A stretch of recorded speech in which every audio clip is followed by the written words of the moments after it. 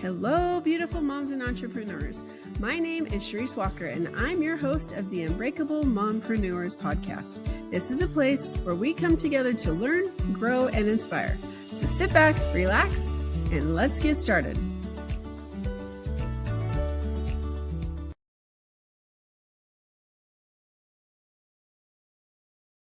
Hello, Unbreakable Mompreneurs. My name is Charisse Walker, your host, and today we're going to talk about how to be a VA. So in past episodes, we talked about how to manage VAs or how to open your own VA business, but how to be an actual VA. So you get to choose your hours, you can choose the type of work, and you can choose your pay. So without further ado, Laura Nicole, why don't you introduce yourself to us?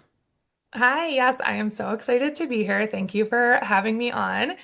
And yeah, so I have been a virtual assistant for 5 years now. I just hit the 5 year mark, which half a decade felt like kind of a milestone, right? That's a long time to be doing one form of income. And it's been the coolest thing because it has truly changed my life, my family's life. It's changed our lifestyle. It changed completely what my daughter's early childhood got to look like. I was a college professor prior to becoming a virtual assistant. And prior to that, I was a restaurant manager. So, like, very different lines of work. And I became a virtual assistant after my daughter was born. When she was about 5 months old, I had to go back after maternity leave. And I just very quickly realized I didn't want that. I didn't want that job controlling my schedule that affected me, but also now affected her. But I had to be making money. There was 0% chance that we could afford for me to be a stay-at-home mom with no income. And so I started looking for more flexible options. And that was actually the very first time I ever heard about VA work. I was 33. I had never heard of it before. And it almost sounded too good to be true. So I was like, okay, let's just dip our toes in and like test it out, right? And see what happens. And I signed 2 part-time clients in the first month. Went very slow. I was 5 months postpartum, had a full-time job. I was good doing 3 to 5 hours a week. And I really enjoyed the work. But I still didn't see how it could scale or how it could really, become an income until about 5 months in. I signed one client that was a $4,000 per month contract, Oh. which matched my college professor salary. It actually increased it by about $2,000 annually. And that was the moment that I was like, whoa, okay, maybe I can make an income from home on my computer while my baby is sleeping on my chest, like maybe this is possible. Um, I did continue teaching for another semester or so because I'm very type A. Any other moms out there who feel me on that? I'm like, this might fall apart and then I would be stuck. So I continued teaching for another semester. And then I signed another client in the fall. And I had replaced my income in 5 months. I had doubled it in a year and a half, and I tripled it in 2.5 years. And so I have been able to bring in 6 figures a year working from home without having to miss any of the time with my daughter and getting to prioritize my family and have control of my schedule and all of those things. So it really has been the coolest experience. And I'm very lucky that I kind of stumbled upon it, honestly, 5 years ago, because yeah, I've never looked back. It's really interesting that you got into that. And so how did you get your first clients? My first clients, one of them was a connection from someone in my personal network, which now that I also coach women on how to become VAs, I always insist that you tap into your personal network. As someone in real estate, I'm sure you're like, yep, there's a lot of power there. But I actually surprisingly get a lot of pushback from women on that because they're like, oh, I don't know anyone, or I don't really have a network, or I don't know anyone who owns a business. Yeah, you Do it do. anyway. Do it anyway. Yes, Well, yes, and you do, right? Yeah. very few people are just sitting in their house all day and don't know anyone. It's That's just what I really said. I was great. like, so you really don't know any humans. You don't have any friends. You don't know anybody. You don't work with anyone. You don't go to book club. Like you don't do anything. And a lot of this, I could go in a whole different direction, right? A lot of it is just our ego trying to keep us safe and make us stay in our little bubble where we can't fail. Um, but that personal network, right? That was my first connection to somebody. And then the second client that I signed was through a Facebook group. There are so many Facebook groups full And of small LinkedIn. business owners. Mhm. Yeah, and LinkedIn of business owners and entrepreneurs where you can make those connections. And my clients were, I was in Colorado at the time. My first one was in California. My second one was in Toronto. And then the big client that I signed about 5 months in was via Instagram. It was someone I had followed because I had gone through and followed a bunch of different businesses that I was like, hey, I would love to work with them. Like they're my vibe. That's who I would love to be supporting. And this person posted on their stories about looking for an assistant. I responded. We had a couple conversations, and then next thing I know, there's a $4,000 contract showing up in my inbox. So yeah, there's a lot of different ways to go about finding clients, and I've found them through all the different routes. So what kind of things do you do for your clients? As I do, oh, sorry. No, I said as a VA. I want to clarify. Yeah. Yeah. Yeah, for sure. So I do a lot of different things. When first starting out, it was true for me, and I've also seen it be true for all of the women I coach as well. Really, you can enter the industry just doing like admin based services. So very, very simple things like handling an email inbox, right? Like answering Okay. questions that come in, filtering things out, and sending the things that really need your client's eyes on them. Let them look at those, but they don't have to worry about the rest of it. Again, other simple things like helping to moderate a Facebook group, right? Approving members in or approving posts or helping to manage the comments or um, uploading files into the group that all of the people need access to, replying to comments on blogs or on Instagram posts, running reports. Business owners need to know their numbers, Mhm. but they don't need to be the person who's actually going into their system and running those reports, right? And so I can pop in there, run them all, make them look pretty in a Google sheet, and then my client can just go see what they need to see. That's what I started with. I have evolved over the years. Now I do some more like launch business support, doing some more of the techie kind of building automations and funnels and all of that. But that's all stuff I had never even heard of 5 years ago. Like, had no clue. Because when you work as a VA, you really learn just by doing. Right. Clients are going to teach you, they're going to show you. The amount of things I have learned over the last 5 years is wild. And has really been able to expand, right, my skill set and my resume and all the things. But yeah, something as simple as handling someone's email, helping to manage their calendar, um, is a really easy entry point because every single business out there needs those things done. And most small business owners don't want to do those things.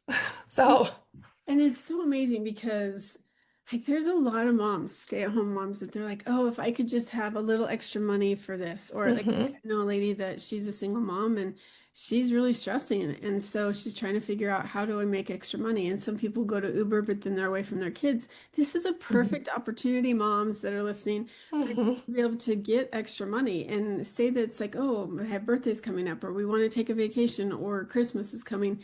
It's a great way to pick up some extra money and eventually they could make it into a full-time gig. So, Oh, yeah, 100%. Especially because the starting rate in the US is $25 an hour. So we're not talking 10, 12, $25 an hour is pretty good money to be able to start something that you've never done before. You mhm, don't need any certifications, you don't need a degree. You can do it from home. Like you said, I tell women all the time, I'm like, wouldn't you rather answer emails on your couch at home next to your dog or watching some crappy reality TV show instead of going and like buying someone else's groceries for them? Like, I mean, I know I would. I'd rather spend that time at home and work in the pockets of my day where I can instead of having to go and deliver someone's food or buy their groceries. mhm. And yeah, you can very easily bring in $500 to $1,000 if we want that cushion cash. Yeah. There's a woman who just joined my program a couple of months ago, and 7 days in, she signed a contract with someone for 10 hours a week at 25 an hour. So that's $1,000 Wow. for her family coming in the door that wasn't there two Mhm. weeks before, you That is know? awesome. That And is, then you can scale it. But yeah, you have full control over how many hours you work, how much income you generate. It's a really unique and honestly very empowering mhm. way to earn an income. So when did you start the coaching side of what you're doing to teach other women? Yeah, The possible. it was about 2.5 years in. Um, because I honestly missed teaching. I did not, you might be able to relate to this with your background in academia too. I did not miss trying to get 18-year-olds to turn in their homework. Mhm. I did not miss that aspect of it at all, but I missed there's a connection that's built with you and other people when you're in that teaching environment, right? In that teaching mode. And I missed using that side of my brain. And it was like, okay, but how cool would it be if I could tap back into that part of me, but get to help other moms Yeah. make this life-changing money, literally, whether it's $500 a month or $5,000 a month. Like those amounts can change a lot of things for a lot of people. Um, and so I started it, my program's called the Superstar Assistant Academy. I started it technically 3 years ago, but it took some time to get things rolling. So we've been coaching for about 2.5 years, and we've had 1,000 women go through the program in that time. Yeah. So how long is the program? It is actually self-paced, so it's 8 modules, 6 of them are video. I make everything mom friendly, so all the videos are mom size. They're like 7 to 18 minutes, Mhm. and we have an app you can listen to on the go. But most women get through the program and are signing their first client in 4 to 6 weeks. Oh, wow. That's Yeah, great. it's a quick turnaround.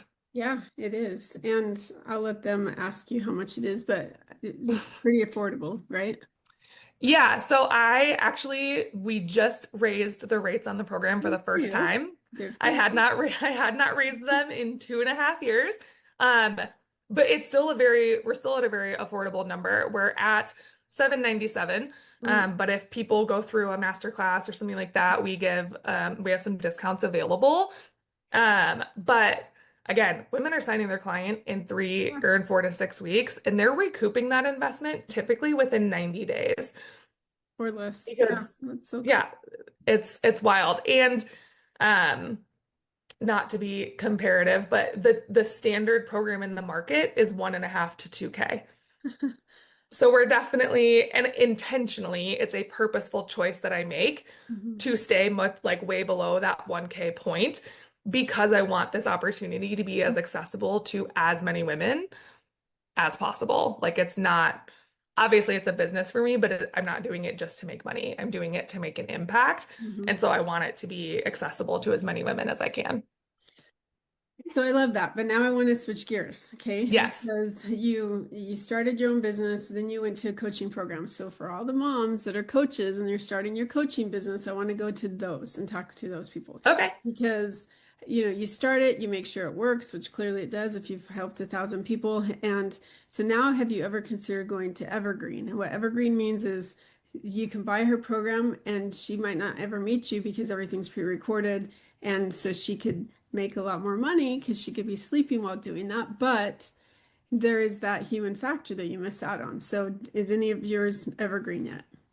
So the actual course is Evergreen. For the first like year or so, I really only brought people into it through live trainings. So not that they weren't learning the program live, but they would come in and do like a master class with me and then enroll and get the course, and it was all self-paced. Gotcha. Um, Once I had done that enough that I knew in the industry, we want it converting about a 4% number to know that it's working. Mhm. Once I knew it was, I did turn it evergreen. So Okay. I had started Facebook ads. I also just have opt-ins. People can opt in to different free resources, and then they get the opportunity to purchase the program at a discount. So I do. I have names pop up in my email all the time that I'm like, "Hey Sally, I'm really excited for you. I don't know who you are, but I'm so glad you found this program and it's going to be super helpful." But I also get to talk to a lot of women through these master classes. I also do the vast majority of my lead gen on TikTok Live. Mhm. And so there's some conversations that happen in there, and I get to know the women's names. And then we offer a community as well, so that once they're in, even though it's self-paced, they still have a way to ask questions and get some support. Um, and I do know everyone's name. I have a whole wall in my house with post-its. So even if Sally pops into my email and I don't know who she is, I've never spoken to her, I still write her name down and I recognize like Sally is here. I check and make sure she gets in Facebook. We follow up.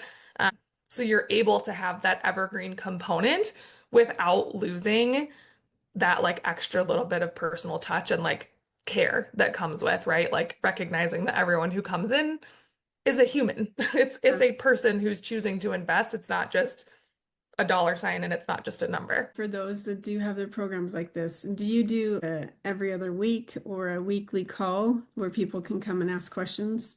Or you do, Um, you I actually do not. Okay. So for the longest time, I just started offering group coaching Mm. at the beginning of this year.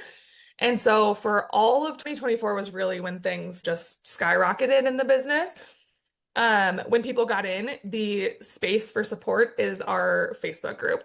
Okay. They can post a question and they'll get a response from either me or one. I have two coaches Mhm. in there with me. So anybody who posts a question will get a response. Okay. But the only way to get on a call and be able to like talk things through with me is to either now be in my group coaching space, Mhm. where people can, we have a once a week like hot seat style call. So it's basically Mhm. into like, little one-on-ones. And we have 5 day a week Telegram access to message back and forth or be in a one-on-one mentorship with me. So there's just varying levels of Good support for that you can you. offer, but Okay.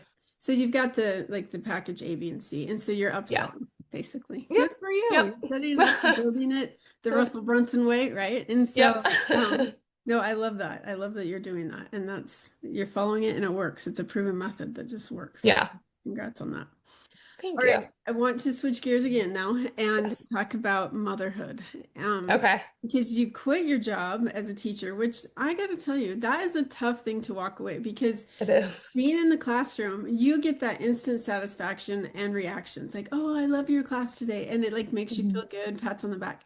Then you leave it to become a mom where the baby can't tell you thank you. They're just adorable. Mm. It's hard being a mom, and you get to stay home, and you chose to go that direction, and you created something so that you could. So kudos to you for that. Thank you. In your 5 years of experience as a mother, you were sitting on a park bench, and a new mom came and sat next to you. That like first time mom, she's 9 months pregnant. You think back of how, because it goes by quick, how fast, and all the things you've learned. What advice would you give her? They probably sound really cliche, but the two things that pop to mind are number one, give yourself grace. Mhm. I think we all have this preconceived notion of what motherhood is going to look like and feel like, and it very often does not. Like, I literally remember for a long time, I actually had kind of like shame around this until I learned to give myself grace on it. But I labored for like 32 hours before my daughter was born, and she finally came, right? And they put this baby on my chest, and all I wanted to do was sleep. Like it was like the adrenaline all just left my body. Mhm. And all I like obviously I loved her and I was like, "Oh my gosh." But at the it wasn't what you always thought, right? Where it's going to be like, "Oh my gosh, this insane love and you're obsessed and you just want to stare." I was like, "I am fighting for dear life to not close my eyes Really? and go to sleep right now." It was like my whole body finally was like, "Okay, you did it. Now you can just like be for a minute, you know?"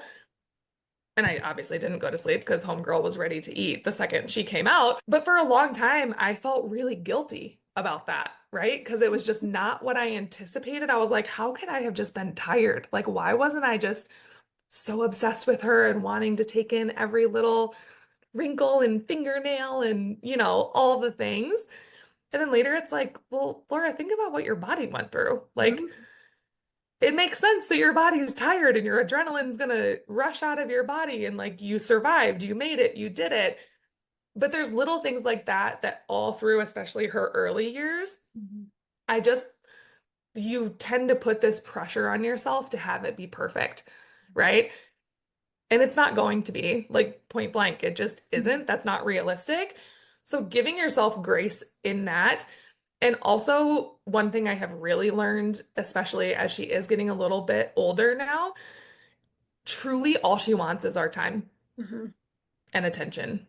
Like, Mhm. that's it. We could get her the coolest clothes, or it doesn't even matter. all those things we could strip away, and she just wants our time and our attention and our snuggles and our hugs and just our love. Mhm. That's truly it. So even if you feel like you're not providing enough in terms of the physical things or the financial things, or It the doesn't. kids really don't care about that stuff. They They just want want you to them. hug them. Yeah. They want you to look at them, not with a computer Yes. face or with a phone, which, Hmm. it's tough because I had the first four. And so I was like super, I was there even though, because I had to work full time. And then Hmm. I didn't have to with the second two. But when I left work, work left, and I could focus on them. With this one, Yep. as an entrepreneur, if you don't set your boundaries, or if you take on too much because you're doing like five companies instead of one, it can get hard. And so Hmm. that's what I have to say is I'm going to take 20 minutes and I'm just going to go cuddle my kids, or we're going to go play, or I'm going to be in the same room with them, whatever it is. And, it's a tough battle. It's a really tough battle. So that's good advice. It is. That balance, I think, is the hardest. People ask me sometimes, like, what is the hardest part about being a VA, or what's the struggle? And that's usually my answer, because especially when you are working as the VA, and if you go about it the right way and you're working with clients who you really align with and you're super excited about supporting and you're passionate about their business, it can honestly be hard to put the work down. Like, I've had times where I'm like, ooh, I got to do this. And like, I want to knock this out. And like, we're on a roll with this. And then, because my daughter was home with me, she'd come up and want a snack. And it's so easy to be like, hold on, Yeah. mommy will be done in just a minute, right? Because you're enjoying the work that you're doing. So that was truly the hardest thing I had to learn, was like, where do I set this boundary? How do we create it where it's like, this is mommy's work time, this is not work time? And it's looked different over the years. There's some seasons where it feels really easy to make those boundaries, and other seasons where it's like, Laura, don't look at your phone. Pay attention. You don't need to look at your phone. You can check it later, but you're just so invested in what you're doing on the work front. Um, so I use a thing called a brick. Have you ever heard of that? No. It's like a little, I think I have one right here. It's just this little device. And then there's an app on your phone, and you can choose what apps you want to block. And then when you pull it up, you brick your phone, you tap it to here, it completely locks out your apps on your phone. You can't access them until later when you come tap it here to unbrick it. So if I'm in a season of life where like business is booming and rolling and it's really hard sometimes to just like turn it off, I'll come in, I'll brick my phone, and I'll silence every single app that has anything to do with work. Huh. And it's like, I can't, like, even if the compulsion is to pick up the phone, it's like, oh, I can't Mhm. actually look at anything. So let me put that back down. Mhm. And sometimes it takes something like this, because the willpower might not always be there, right? Especially again, when you're doing work that you are really enjoying and getting fulfillment out of too. Good for you because you're setting those boundaries. Yeah, I love it. trying to. Well, if our listeners wanted to connect with you because they're like, oh my Mhm. gosh, this is a great opportunity, how would they do that? They can find me on Instagram. My handle is hey.Laura Nicole. That's probably the easiest way, because then we can just chat. But I also have an email, obviously. But yeah, probably Instagram would be the best so we can chat. And I would love, even whether it's someone who's interested in VA stuff, or like you had said, people listening who are in coaching and want to talk shop and talk business a little bit, I would love to have those conversations too. I love that. Well, thank you so much for being on. Yeah, thank you.